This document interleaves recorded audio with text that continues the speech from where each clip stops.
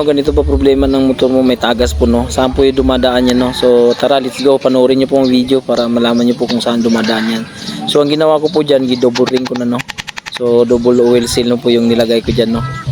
So dahil hindi na po gumagana yung starter niya, inalis ko na po. So ibabalik lang natin kapag gusto na ng may-ari, kapag may budget na yung may-ari na ibalik yung starter no. So ang ginawa ko diyan ay gumawa ko ng DIY na stopper holder no.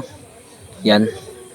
So para hindi usog yung oil seal natin kapag habang umiikot yung sigunyal, kaya may holder yan sa diyan no. Kaya diyan po nagkakaroon ng tagas yan. Ito pala ay hindi na po gumagana yung starter niya. Hindi na po gumagana no. Pero kung gumagana pa siya ay wag na kayong gumawa ng ganitong stopper holder no. So ayan.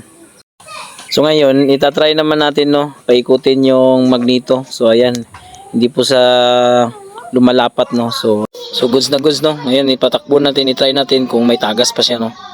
At ayun. So goods yung idea no. So gayahin nyo lang to mga ka-viewers. So malaking tulong po ito sa inyo. Kayo na mismo ang magta-try sa sarili ninyong motor.